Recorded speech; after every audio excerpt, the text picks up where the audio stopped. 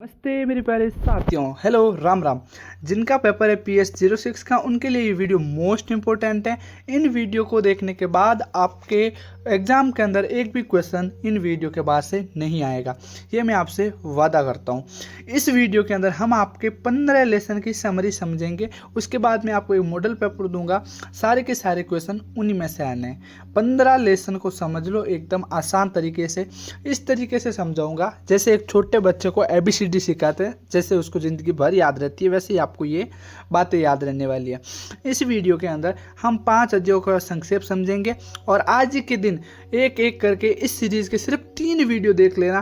कल के एग्जाम के अंदर आप टॉप मार के आ जाओगे।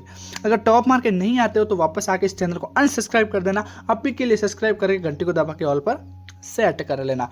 3 वीडियो देखने हैं खाली, ठीक है, बिना आपका समय व्यस्त किए। शुरुआत करते हैं। उससे पहले बताता हूँ, अगर वीडियो थोड़ा सा भी बोरिंग लगे तो इसको 2 बार देख लेना, 3 बार देख लेना, लेकिन एक भी सेकंड बिना स्किप किए पूरा वीडियो को जरूर देखना। सिर्फ इस सीरीज के 3 वीडियो आपको देखना है।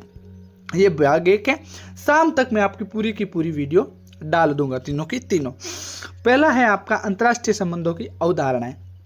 सबसे पहले आप ना कोई भी क्वेश्चन पढ़ो, कोई भी चीज़ देखो, सबसे पहले उसके क्वेश्चन को ध्यान से पढ़ लो। अगर पार्ट देख रहे हो तो पार्ट के नाम को ध्यान से पढ़ोगे ना तो 50% आपका सॉल्यूशन वहीं हो जाएगा। अंतर्राष्ट्रीय यानी पूरा विश्व, संबंध है जो उनकी अवधारणाओं को समझाना, यानी इंटरनेशनल रिलेशन। क्या होता है? देशों और अन्य अंतर्राष्ट्रीय अभिनेताओं के बीच को संबंधों का अध्ययन। अंतर्राष्ट्रीय संबंध किसे कहते हैं? अलग अलग देशों और अन्य अंतर्राष्ट्रीय अभिनेताओं के बीच का संबंध। यह राजनीतिक, आर्थिक, सामाजिक, सांस्कृतिक और सुरक्षा जैसे विभिन्न पहलुओं को भी शामिल करता है, ठीक है। उसके बाद जानते हैं अंतर्राष्ट्रीय संबंधों की अवधारणाओं को और अधिक समझने के लिए निम्नलिखित पहलुओं पर विचार किया जा सकता है। अंतर्राष्ट्रीय संबंधों को, अवधारणाओं को और अधिक समझने के लिए हम इन बिंदुओं का उपयोग कर सकते हैं। आंतरिक व्यवस्था। ये अवधारणा अंतर्राष्ट्रीय संबंधों के ढांचे को संदर्भित करती है, जिसमें राज्य अथवा देश और अन्य महत्वपूर्ण संस्थाएं जैसे अंतर्राष्ट्रीय संगठन, UN, बहुराष्ट्रीय निगम शामिल है। ये ढांचा बताता है कि अभिनेता कैसे बातचीत करते हैं और ऐसे इनके संबंध कैसे निर्धारित होते हैं। दूसरा है राज्य। राज्य अंतर्राष्ट्रीय संबंधों का एक केंद्रीय तत्व है। ये एक संप्रभु इकाई है जो अपने क्षेत्र और लोगों पर नियंत्रण रखती है। अंतर्राष्ट्रीय संबंधों में राज्यों के बीच शक्ति, हित और संघर्ष जैसे कारक महत्वपूर्ण होते हैं। तीसरा कौन सा है? अंतर्राष्ट्रीय संगठन। ये हम क्या पढ़ रहे हैं? अंतर्राष्ट्रीय संगठन की अवधारणाएं पढ़ रहे हैं, ठीक है। तीसरा है अंतर्राष्ट्रीय संगठन। अंतर्राष्ट्रीय संगठन जैसे संयुक्त राष्ट्र, विश्व व्यापार संगठन WHO राज्यों के बीच सहयोग और समन्वय को बढ़ावा देने में महत्वपूर्ण भूमिका निभाते हैं। ये संगठन वैश्विक मुद्दों जैसे गरीबी, जलवायु परिवर्तन से निपटने के लिए महत्वपूर्ण होते हैं। जैसे WHO कहाँ काम आता है? जहाँ वैश्विक बीमारी होती हैं, जहाँ महामारी से निपटने के काम में आते हैं, वहाँ WHO काम आता है, ठीक है। World Health Organization. चौथा है वैश्वीकरण। साथियों, मोस्ट इंपॉर्टेंट है, सारे के सारे क्वेश्चन आपको इन्हीं में से देखने को मिलेंगे। ये सारे PDF कैसे मिलेंगे वो भी बता दूंगा, वीडियो के अंत तक बने रहना। चौथा है वैश्वीकरण। वैश्वीकरण देशों के बीच बढ़ती परस्पर निर्भरता को संदर्भित करता है। इसमें व्यापार, संचार और सांस्कृतिक आदान प्रदान शामिल है। वैश्वीकरण ने अंतर्राष्ट्रीय संबंधों को अधिक जटिल और गतिशील बना दिया है।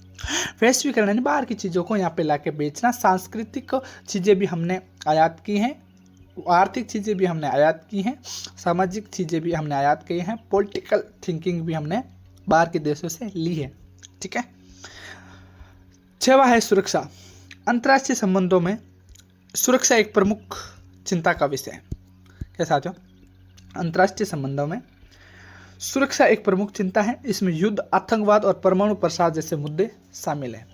सुरक्षा सुनिश्चित करने के लिए राज्यों को सहयोग, कूटनीति और सैन्य शक्ति जैसे विभिन्न साधनों का उपयोग करना होता है, ठीक है। 6वां है विदेश नीति। अंतर्राष्ट्रीय लेवल पर हम इनकी अवधारणाएं समझ रहे हैं साथियों, याद रखना।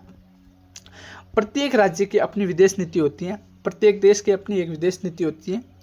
आगे हम भारत की विदेश नीति को भी समझेंगे, जो उसके हितों और लक्ष्यों को दर्शाती है। विदेश नीति में राज्य अपने राष्ट्रीय हितों को बढ़ावा देने और वैश्विक मामलों में अपनी भूमिका निभाने के लिए विभिन्न रणनीतियों का प्रयोग करते हैं, ठीक है। इसके साथ हम 7वां समझेंगे सिद्धांत, ठीक है। अंतर्राष्ट्रीय संबंधों में अंतर्राष्ट्रीय पूरे विश्व के संबंध, जैसे भारत पाकिस्तान के कैसे है, भारत ऑस्ट्रेलिया के कैसे है, भारत अमेरिका के कैसे है, भारत और रूस के संबंध कैसे है, उन सभी के बारे में पढ़ रहे हैं। ज़्यादा कोई हार्ड वाला काम नहीं है। अंतर्राष्ट्रीय संबंधों में विभिन्न सिद्धांत जैसे यथार्थवाद, आदर्शवाद, नव यथार्थवाद जैसे अंतर्राष्ट्रीय व्यवस्था और राज्यों के व्यवहार को समझने में मदद करता है। अब हम समझेंगे अंतर्राष्ट्रीय संबंधों का अध्ययन क्यों जरूरी है। भाई हमारे बीए फाइनल ईयर PS06 के अंदर हम जो अंतर्राष्ट्रीय संबंध पढ़ रहे हैं, ये हमारे अध्ययन के लिए क्यों जरूरी है, इसके बारे में जानते हैं। अंतर्राष्ट्रीय संबंधों का अध्ययन हमें वैश्विक मामलों को समझने में मदद करता है, विश्व के बारे में जानने में मदद करता है। ये हमें विभिन्न देशों के बीच संबंधों, अलग अलग देशों के बीच संबंधों को, वैश्विक चुनौतियों को और अंतर्राष्ट्रीय सहयोग के महत्व को समझने में मदद करता है। इसके अलावा अंतर्राष्ट्रीय संबंधों का अध्ययन हमें विदेश नीति, कूटनीति और संघर्ष समाधान जैसे क्षेत्रों में भी अंतर्दृष्टि प्रदान करता है।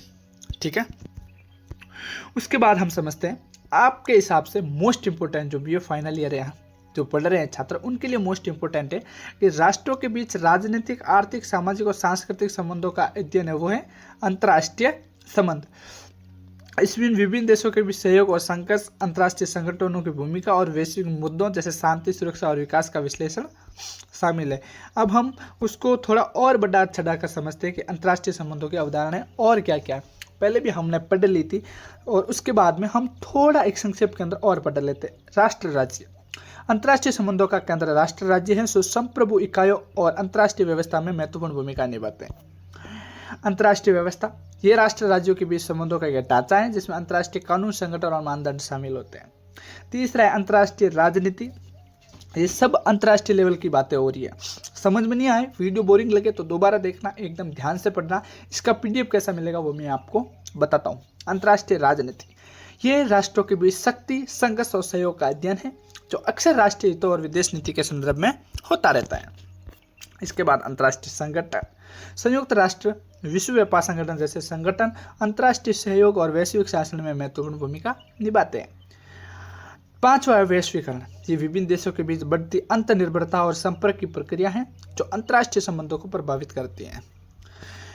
आपसे एक सवाल पूछता हूँ, अगर आपको अंतर्राष्ट्रीय लेवल पर एक टिप्पणी लिखने को आ जाए, ठीक है, अंतर्राष्ट्रीय लेवल पर जो भारत के अंदर विश्व के अंदर 194 देश है, उनके बारे में, संबंधों के बारे में चर्चा करनी है, उसके बारे में सुरक्षा, विकास, अंतर्राष्ट्रीय लेवल पर जो बातें होती है वो टिप्पणी है। सुरक्षा, इसमें राष्ट्रीय सुरक्षा, क्षेत्रीय सुरक्षा और वैश्विक सुरक्षा जैसे मुद्दे शामिल हैं, जिनमें आतंकवाद, परमाणु प्रसार और जलवायु परिवर्तन जैसे खतरे शामिल हैं।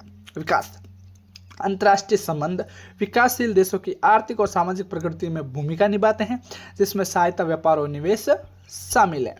ठीक है साथियों, उसके अलावा हम पढ़ते हैं, आपके एग्जाम की दृष्टि से मोस्ट इंपॉर्टेंट है कि अंतर्राष्ट्रीय संबंधों के अध्ययन के दृष्टिकोण को समझिए। सीधा 7 नंबर का क्वेश्चन आपको एग्जाम के अंदर देखने को मिल सकता है। हमने इन PDF को इसी प्रकार बनाया है, इसी प्रकार मेहनत करके बनाया है ताकि आप ऐसे पॉइंटों को कवर करो, ताकि आपके एग्जाम के अंदर अगर कोई भी एनी क्वेश्चन आए तो उसे आप आराम से सॉल्व कर पाओ। ठीक है, अंतर्राष्ट्रीय संबंधों के अध्ययन को दृष्टिकोण कौन से? यथार्थवाद, यह दृष्टिकोण राष्ट्र राज्यों को स्वार्थी अभिनेताओं के रूप में देखता है। यह दृष्टिकोण राष्ट्र या राज्यों को स्वार्थी अभिनेताओं के रूप में देखता है, शक्ति और सुरक्षा की तलाश में रहते हैं। दूसरा है उदारवाद, यह दृष्टिकोण सहयोग, अंतर्राष्ट्रीय संस्थाओं और लोकतंत्र को बढ़ावा देने में विश्वास करता है, जो है उदारवाद। तीसरा है मार्क्सवाद, यह दृष्टिकोण अंतर्राष्ट्रीय संबंधों को आर्थिक वर्गों और साम्राज्यवाद के संदर्भ में देखता है। चौथा है रचनावाद, यह दृष्टिकोण अंतर्राष्ट्रीय संबंधों को सामाजिक निर्माण और विचारों के प्रभाव के रूप में देखता है। इसी के साथ साथियों, हमने आपके अध्याय 1 को संक्षेप के अंदर जाना। अब जान लेते हैं अंतर्राष्ट्रीय संबंधों का महत्व क्या है। ठीक है, यह हमें विभिन्न देशों के बीच संबंधों को समझने में मदद करता है। ये वैश्विक चुनौतियों का सामना करने के लिए सहयोग और समाधान खोजने में मदद करता है। तीसरा, ये विदेश नीति निर्माण और कूटनीति में उपयोगी है। चौथा, ये छात्रों को वैश्विक नागरिक बनने और अंतर्राष्ट्रीय मामलों में सक्रिय भूमिका निभाने के लिए तैयार करता है। ठीक है, अब हम जानते हैं हमने आपके अध्याय 1 के अंदर क्या क्या समझा और क्या क्या जाना, क्योंकि दास्ता अगर आपको हम रिवीजन नहीं करेंगे तो एक भेड़चाल हो जाएगी, ताकि आपको कुछ भी समझ में नहीं आएगा और आप निकल जाएंगे। मेरा काम है आप शाम तक आपके पूरी की पूरी PS06 की प्लेलिस्ट बना देना और PS06 का ऐसा कोर्स तैयार कर देना ताकि एक भी क्वेश्चन बाहर से नहीं आए।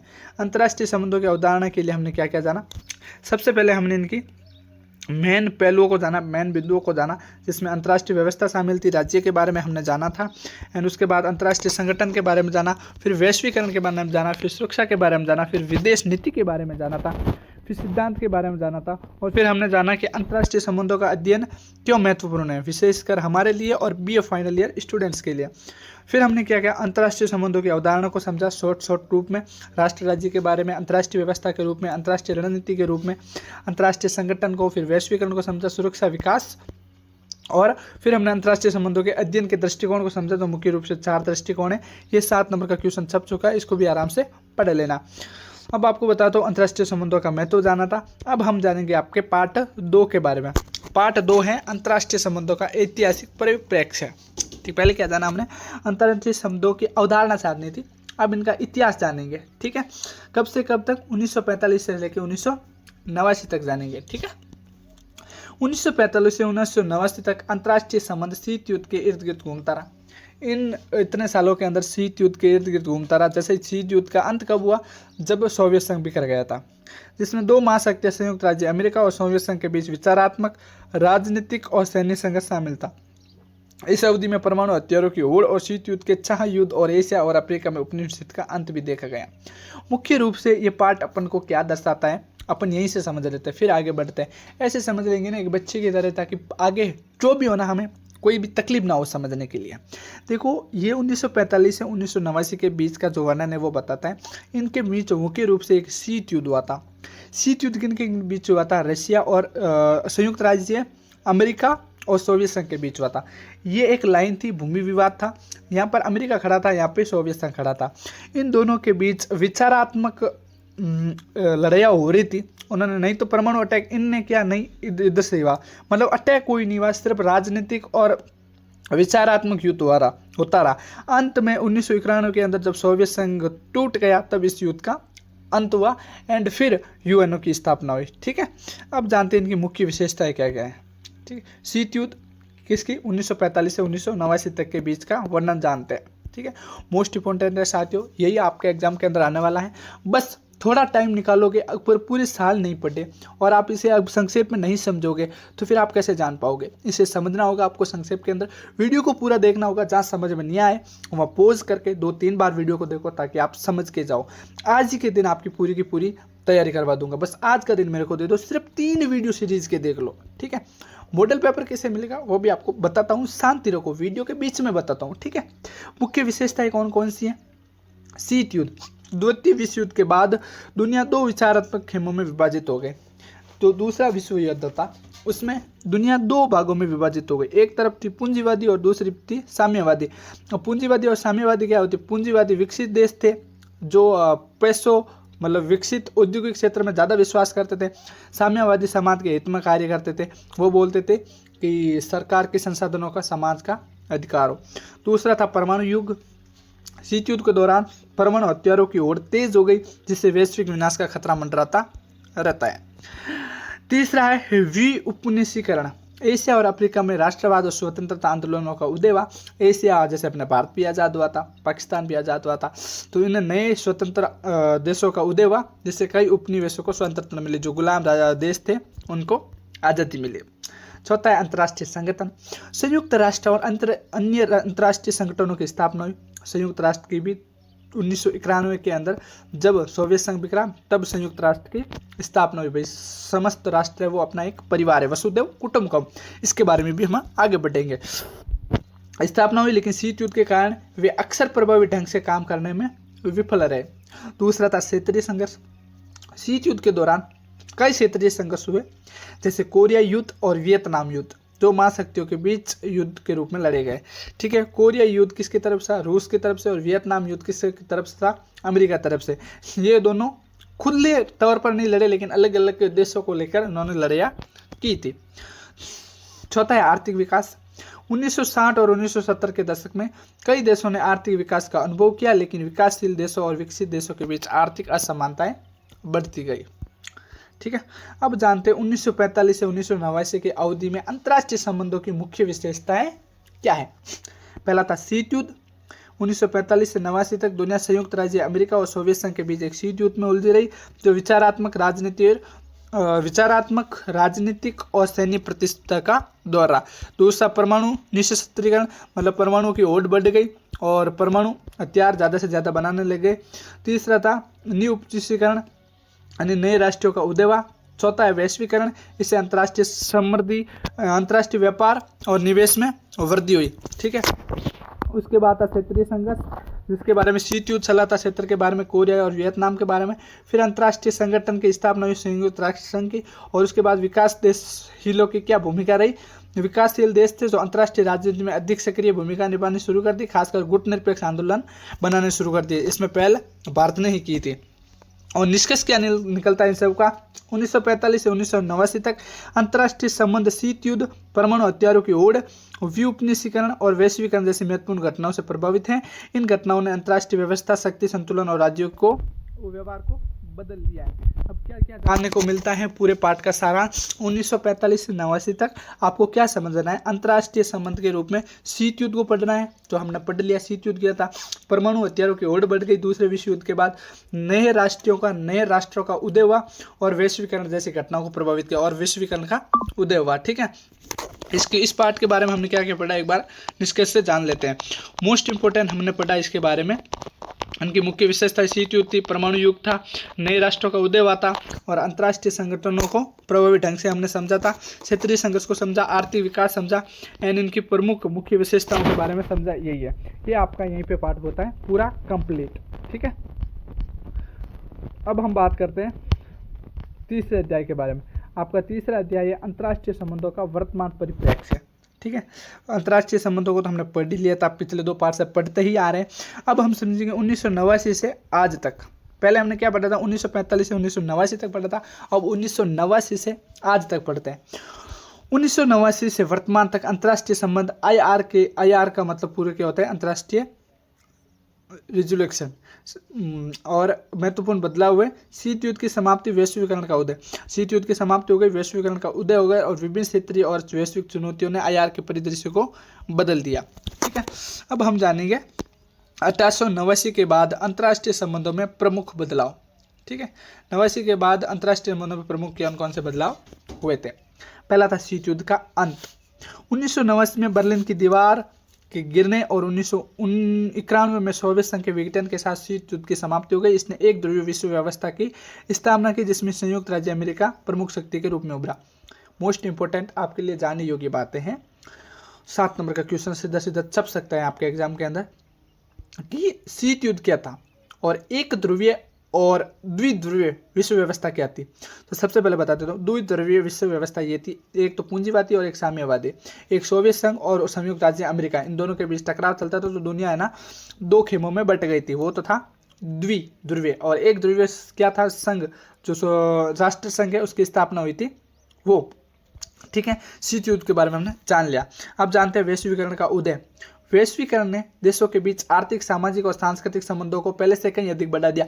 पहले इतना आर्थिक संबंध नहीं थे, इतने देशों के बीच इतना आपसी प्रेम नहीं था, लेकिन जब से वसुधैव कुटुंबकम आया है एंड वैश्वीकरण आया है, तब से पूरे विश्व के अंदर आर्थिक, सामाजिक और सांस्कृतिक संबंध काफ़ी बढ़ गए। इससे व्यापार बढ़ा है, इन्वेस्ट बढ़ा है, निवेश बढ़ा है, सूचना का प्रवाह बढ़ा है, लेकिन इनसे असमानता और सांस्कृतिक टकराव जैसे मुद्दे भी पैदा किए। ठीक है, अब क्षेत्रीय और वैश्विक चुनौतियां। आतंकवाद, जलवायु परिवर्तन, महामारी और आर्थिक मंदी जैसी चुनौतियों ने अंतर्राष्ट्रीय सहयोग की आवश्यकता को और बढ़ा दिया है। चौथा है गैर पश्चिमी देशों का उदय।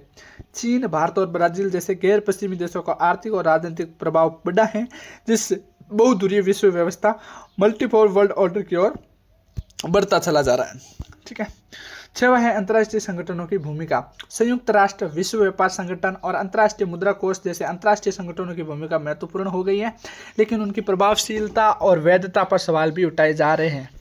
ठीक है, अब हम समझेंगे आपके भारत के अंतर्राष्ट्रीय संबंध कौन कौन से। मैंने आपको पहले ही बताया था ना, भारत के अंतर्राष्ट्रीय संबंध के बारे में भी पढ़ेंगे। मोस्ट इंपोर्टेंट है, 7 नंबर का आपका क्वेश्चन सीधा सीधा छप चुका है कि भारत के अंतर्राष्ट्रीय संबंधों के बारे में बताना है। भारत के अंतर्राष्ट्रीय संबंधों में सबसे प्रमुख भूमिका निभाता है गुटनिरपेक्ष आंदोलन। 1947 से 1990 तक भारत ने गुटनिरपेक्ष आंदोलन में सक्रिय भूमिका निभाई, जो शीत युद्ध के दौरान देशों के किसी भी महाशक्ति के साथ जुड़ने के वचन में मदद किया। गुटनिरपेक्ष क्या था? वो विकासशील देश थे, वो है ना, नहीं तो सोवियत संघ के साथ जाना चाहते थे और नहीं अमेरिका के साथ जाना चाहते थे। यहाँ बीच में गड़े थे गुटनिरपेक्ष बना के, यानी अगर सोवियत संघ इन पर अटैक किया तो ये अमेरिका के साथ मिल जाएंगे, जैसे सोवियत संघ कमजोर पड़ जाएगा। अगर अमेरिका ने इन पर अटैक किया तो ये सोवियत संघ के साथ मिल जाएंगे, जैसे अमेरिका कमजोर पड़ जाएगा। तो ये बीच के अंदर आ गए गुटनिरपेक्ष, भारत इसके अंदर आ गए। इन्होंने एक अपना अलग ही विकासशील देशों का समूह बना दिया था। ठीक है, ये थे भारत की रणनीति और विदेश संबंध। दूसरा था आर्थिक सुधार।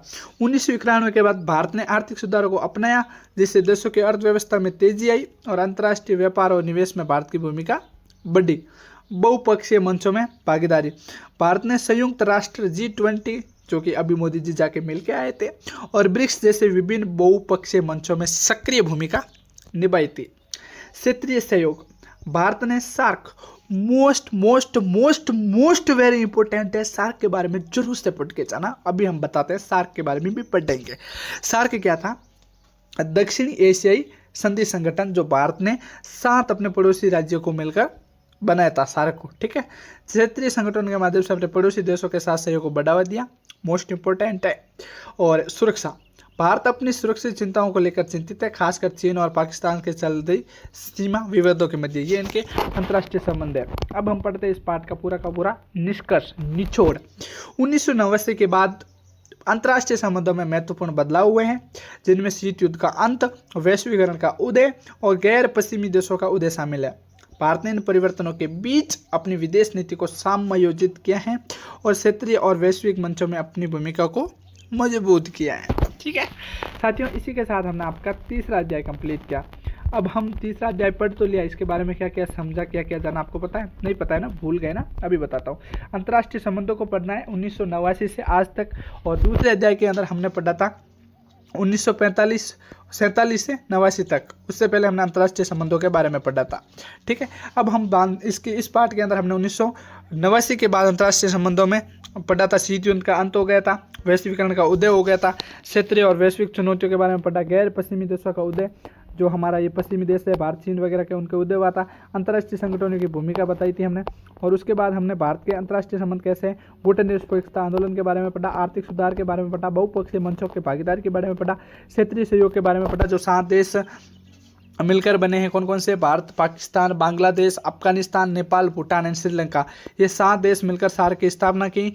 इस सार्क की स्थापना करने का मुख्य उद्देश्य था, ये 7 देश मिलकर सांस्कृतिक, आर्थिक और धार्मिक रूप से, धार्मिक नहीं है, सांस्कृतिक आर्थिक रूप से परस्पर सहयोग करेंगे। फिर सुरक्षा से रिलेटेड बात की, फिर हमने निष्कर्ष जाना। उसके बाद हम बात करते हैं अध्याय 4 के बारे में। अध्याय 4 है भारतीय विदेश नीति का ऐतिहासिक परिप्रेक्ष्य। भारत की जो विदेश नीति है वो कैसी है, उसके बारे में जानते। पहले अंतर्राष्ट्रीय संबंध जाना था, अब जानेंगे भारत की विदेश नीति। भारतीय विदेश नीति का ऐतिहासिक परिप्रेक्ष्य एक जटिल और बहुआयामी विषय है। आज़ादी के बाद से भारत की विदेश नीति कई चरणों में गुजरती है, जिनमें गुटनिरपेक्षता प्रमुख है। यथार्थवाद के बारे में पढ़ा था, रणनीतिक स्वायत्ता शामिल है। यह नीति समय के साथ साथ बदलती हुई वैश्विक परिस्थितियां, आंतरिक विकास, अंदर से विकास और क्षेत्रीय और अंतर्राष्ट्रीय चुनौतियों को अनुकूल होती रहती है। ठीक है, अब हम समझते हैं भारतीय विदेश नीति के ऐतिहासिक परिप्रेक्ष्य और समझने के लिए निम्नलिखित प्रमुख चरणों और कारकों को ध्यान में रखकर महत्वपूर्ण उपयोग कर सकते हैं। मतलब भारतीय विदेश नीति को समझने के लिए हम प्रमुख रूप से इन बातों को ध्यान में रखेंगे। सबसे पहले था गुटनिरपेक्ष। पंडित चाचा नेहरू के नेतृत्व में भारत ने शीत युद्ध के दौरान गुटनिरपेक्षता की नीति अपनाई थी, जो हमने पहले ही पढ़ चुके हैं। घूम फिरा के वही सवाल आने वाला है, इसे आप ध्यान से पढ़ोगे। अगर आप PDF लेके पढ़ोगे तो बहुत ज़्यादा बेनिफिट होने वाला है। मैं आपको बता देता हूँ साथियों, 5-5-5 3 PDF के अंदर, 3 वीडियो के अंदर टोटल आपके 15 लेसन का संक्षेप आ जाएगा। एंड उसी के साथ एक मॉडल पेपर आएगा, जिसमें से 60 से 70% आपको क्वेश्चन मिल जाएंगे। ये सब कुछ कैसे मिलेगा आपको? आप सिंपली मेरे को इंस्टाग्राम पे फॉलो करना, वहाँ से आपको टेलीग्राम चैनल की लिंक मिल जाएगी, या आप डिस्क्रिप्शन चेक करना, वहाँ से अगर आपको टेलीग्राम चैनल की लिंक मिल जाए तो हमने इन सभी कोर्स की टोटल फीस रखी थी हमने 499, लेकिन जो हमें इंस्टाग्राम पे फॉलो करके और टेलीग्राम पे आके टेलीग्राम पे आपको मेरे पर्सनल नंबर मिल जाएंगे, वहाँ से मैसेज करेगा तो 199 मिलेगा ओनली। यानी इंस्टाग्राम पे फॉलो करके अगर मेरे को मैसेज करेंगे तो आपको ये सारे की सारी चीज़ें 199 में मिल जाएगी। एंड इन 4-5 PDF के बाद से आपका एक भी क्वेश्चन नहीं आएगा। अगर एक भी क्वेश्चन आए ना तो पूरे के पूरे पैसे रिफंड कर दूंगा। देखो सेक्शन ए के अंदर वो घुमा फिरा के दे सकते हैं, लेकिन ब और स एक भी क्वेश्चन बाहर नहीं आएगा, क्योंकि 15 अध्यायों की अगर आप समरी पढ़ लोगे ना तो इससे बाहर आने के चांसेस ही नहीं है। एंड उसके अलावा मॉडल पेपर पढ़ लोगे, ठीक है। ये सब पढ़ने में आपको मुश्किल से 2 घंटे से ज़्यादा टाइम नहीं लगेगा, ठीक है। तो कल एग्जाम है, जल्दी करना, टाइम वेस्ट मत करना। सिर्फ 199 फीस रखिए। इंस्टाग्राम पे मेरे को फॉलो कर लेना और फटाक से इनको लेके आप पढ़ सकते हो, वीडियो देख सकते हो, इससे आपको डबल बेनिफिट हो जाएगा। अब बात करते हैं भारतीय विदेश नीति के बारे में। गुट निरपेक्षता के बारे में हमने जान लिया और 1962 का चीन युद्ध के बारे में जानते हैं, भारत चीन युद्ध के बारे में। फिर 1971 का भारत पाक के युद्ध के बारे में भी जानेंगे। इस युद्ध ने भारत की विदेश नीति में एक महत्वपूर्ण मोड़ दिया है, जिससे गुट निरपेक्षता की नीति पर सवाल उठाने लगे और रक्षात्मक दृष्टिकोण अपनाने की आवश्यकता को महसूस हुई है, ठीक है। फिर 1971 का भारत पाक का युद्ध। ये युद्ध भारतीय सोवियत संघ की दोस्ती का प्रतीक था। जो 1971 का युद्ध हुआ था, जो हमने रूस की मदद से ही जीता था, ठीक है। इसने भारत की क्षेत्रीय सुरक्षा चिंताओं को उजागर किया है। चौथा है आर्थिक उदारीकरण। 1991 में आर्थिक उदारीकरण की शुरुआत के बाद भारत की विदेश नीति में आर्थिक कूटनीति और व्यापार को अधिक महत्व दिया जाने लगा है। और फिर हम समझते हैं आर्थिक साझेदारी, ठीक है। भारत ने विभिन्न देशों के साथ रणनीतिक साझेदारी स्थापित करना शुरू किया है, जो सुरक्षा और आर्थिक हितों को बढ़ावा देने के लिए महत्वपूर्ण साधन बन गया है। वैश्वीकरण के युग में भारत ने बहुपक्षीय संघों मंचों में सक्रिय भूमिका निभाई है और वैश्विक चुनौतियों का समाधान खोजने में मदद भी की है। वर्तमान परिप्रेक्ष्य, ठीक है। आज भारत एक उभरती हुई शक्ति के रूप में वैश्विक मंच पर अपनी भूमिका निभा रहा है। आज भारत एक विश्व के सबसे बड़ी महाशक्ति के रूप में उभर रहा है और अपनी विदेश नीति को बदलती हुई परिस्थितियों के अनुसार समायोजित कर रहा है। समय के साथ अपनी परिस्थितियों को बदल रहा है। अब समझते हैं भारत की विदेश नीति को प्रभावित करने वाले और कौन कौन से। भाई देखो, अगर आपको ताकतवर बनना है तो शरीर के अंदर ताकतवर बनने के लिए कौन कौन से प्रोटीन का उपयोग करते हो वो तो जरूरी है ना। जो भारत की विदेश नीति है वो कौन कौन से कारक है जो इसको प्रभावित करते हैं। सबसे पहला है ऐतिहासिक विरासत। भारत की विदेश नीति को उसकी प्राचीन संस्कृति, दर्शन और स्वतंत्रता संग्राम के मूल्यों से प्रभावित मिलता है। भारत की जो प्राचीन संस्कृति है ना, जो दर्शन है ना, वहां से इनको एक सपोर्ट मिलता है। दूसरा है भू राजनीतिक स्थिति। भारत की भौगोलिक स्थिति, दक्षिण एशिया में उसकी स्थिति और पड़ोसी देशों के साथ संबंध उसकी विदेश नीति को प्रभावित करता है। भारत के पड़ोसी राज्यों से बहुत अच्छे घनिष्ठ संबंध है, लेकिन संबंध कब टूट गए थे? एक तो 1962 में जब चीन से लड़ाई हुई थी उस टाइम टूट गए थे, और दूसरा 1971 के अंदर जो पाकिस्तान से लड़ाई हुई थी उस समय थोड़े भारत के संबंध ऐसे हुए थे। बाकी आज भी देखो ना, श्रीलंका से, नेपाल से, भूटान से, बांग्लादेश से अच्छे हैं, ठीक है। फिर है आर्थिक विकास। भारत की आर्थिक प्रगति और विकास पर उसकी विदेश नीति को आकार देने में महत्वपूर्ण भूमिका निभाते हैं। फिर है सुरक्षा चिंताएं। भारत की सुरक्षा चिंताएं विशेष रूप से पाकिस्तान और चीन के साथ सीमा विवाद और उसकी विदेश नीति को प्रभावित करते हैं, ठीक है। फिर वह वैश्विक चुनौतियां। जो भाई वैश्विक चुनौतियां ना वो कौन सी है? जो वैश्विक चुनौतियों के बारे में भी भारत की विदेश नीति बहुत ज़्यादा प्रभावित करती है। आतंकवाद, जलवायु परिवर्तन और महामारी जैसी वैश्विक चुनौतियों का समाधान खोजने में भारत की प्रमुख भूमिका रही है। कोरोना की दवाई भी किसने बनाई थी? भारत ने बनाई थी। जलवायु परिवर्तन के बारे में भी यही करता है। आतंकवाद का खात्मा करने के लिए परस्पर कौन है? अमेरिका और भारत। तो भारत ने महत्वपूर्ण भूमिका निभाई है। सुरक्षा चिंताएं। भारत की सुरक्षा चिंताएं विशेष रूप से पाकिस्तान और चीन के साथ सीमा विवाद है। जो सीमा विवाद का डर हमेशा बना रहता है, उसकी विदेश नीति को प्रभावित करते हैं। वैश्विक चुनौतियां कौन कौन सी है? समस्त विश्व के अंदर मुख्य रूप से कौन कौन सी चुनौतियां हैं? एक तो आतंकवाद की है, जलवायु परिवर्तन की है, महामारी जैसी वैश्विक चुनौतियों का समाधान खोजने में भारत की भूमिका महत्वपूर्ण रही है। अब जानते हैं इस पूरे पाठ का निष्कर्ष। भारतीय विदेश नीति एक गतिशील प्रक्रिया है जो विभिन्न कारकों से प्रभावित होती है। समय के साथ भारत ने अपनी विदेश नीति को समायोजित किया है और एक उभरती हुई शक्ति के रूप में वैश्विक मंच पर अपनी भूमिका निभा रहा है। इस पाठ के अंदर हमने क्या जाना था? भारत की विदेश नीति के बारे में जाना है। अब अध्याय 5, उससे पहले एक बार रिवीजन कर लेते हैं कि भारत ने अपनी विदेश नीति को कैसे प्रभावित किया एंड भारत की विदेश नीति कैसी रही हैं। तो सबसे पहले जान देते गुट निरपेक्षता के बारे में जाना, 1962 के भारत चीन युद्ध के बारे में जाना, 1971 के भारत पाक के बारे में जाना, आर्थिक उदारीकरण के बारे में जाना, रणनीति साझेदारी के बारे में जाना, वैश्वीकरण के बारे में जाना, वर्तमान परिदृश्य के बारे में जाना, भारतीय विदेश नीति को प्रभावित करने वाले कारक के बारे में जाना, ऐतिहासिक विरासत के बारे में जाना, भू राजनीतिक स्थिति के बारे में जाना, आर्थिक विकास के बारे में जाना, एंड सुरक्षा चिंताएं के बारे में जाना, एंड वैश्विक चुनौतियों के बारे में हमने जाना। फिर सुरक्षा चिंताएं जानी और वैश्विक चुनौतियों को देखा और फिर हमने पाठ का निष्कर्ष पढ़ा। अब हम जानते हैं आपके अध्याय 5 की तरफ। अध्याय 5 है संयुक्त राष्ट्र संघ की बदलती हुई भूमिका। ठीक है, यूएनओ की बदलती हुई भूमिका, यूनाइटेड नेशन, संयुक्त राष्ट्र की भूमिका। संयुक्त राष्ट्र की भूमिका समय के साथ साथ बदलती रही है, खासकर अंतर्राष्ट्रीय शांति और सुरक्षा, मानव अधिकारों और विकास के क्षेत्र में।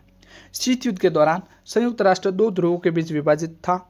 ठीक है, शीत युद्ध के दौरान, यानी शीत युद्ध चल रहा था उस समय, संयुक्त राष्ट्र पूरा विश्व 2 ध्रुवों के बीच विभाजित था। एक सोवियत संघ था एंड एक संयुक्त राज्य अमेरिका था। लेकिन अब ये बहुध्रुवीय दुनिया में एक महत्वपूर्ण भूमिका निभाता है। ठीक है, अब हम जानेंगे संयुक्त राष्ट्र संघ की बदलती भूमिका के मुख्य पहलू कौन कौन से हैं। पहला है शांति और सुरक्षा। संयुक्त राष्ट्र संघ का प्राथमिक उद्देश्य अंतर्राष्ट्रीय शांति और सुरक्षा बनाए रखना है। संयुक्त राष्ट्र का प्रथम उद्देश्य और प्रमुख उद्देश्य कौन सा है? विश्व में शांति और सुरक्षा बनाए रखना। ये संघर्षों को रोकने, संघर्षरत पक्षों को शांति स्थापित करने में मदद करने, शांति स्थापना करने और शांति को बनाए रखने के लिए काम करता है। दूसरा है मानव अधिकार के बारे में। संयुक्त राष्ट्र संघ मानव अधिकारों की रक्षा एवं संवर्धन के लिए प्रतिबद्ध है। इसने मानव अधिकारों की सार्वभौमिक घोषणा को अपनाया है और मानव अधिकारों के उल्लंघन के मामलों में हस्तक्षेप किया है। हम जानते हैं तीसरा विकास। संयुक्त राष्ट्र सतत विकास को बढ़ावा देने के लिए काम करता है। ये गरीबी, भूख और बीमारी से लड़ने और शिक्षा और स्वास्थ्य सेवाओं में सुधार करने और पर्यावरण की रक्षा करने में देशों की सहायता करता है। कौन? संयुक्त राष्ट्र संघ, जो 193 देश शामिल हो चुके हैं अभी तक। अंतर्राष्ट्रीय सहयोग। संयुक्त राष्ट्र अंतर्राष्ट्रीय सहयोग को बढ़ावा देने के लिए एक मंच प्रदान करता है। ये विभिन्न मुद्दों पर देशों के एक साथ लाता है, जैसे कि जलवायु परिवर्तन, आतंकवाद और महामारी।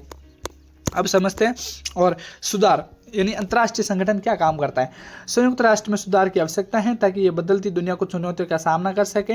संयुक्त राष्ट्र के कामकाज की और अधिक कुशल और प्रभावी बनाने के लिए सुधारों की आवश्यकता है। तो संयुक्त राष्ट्र संघ में भी सुधारों की आवश्यकता है। संयुक्त राष्ट्र संघ की भूमिका में बदलाव के कारण। भाई संयुक्त राष्ट्र संघ है, उसकी भूमिका जो बदलाव के क्या क्या कारण थे? शीत युद्ध का अंत।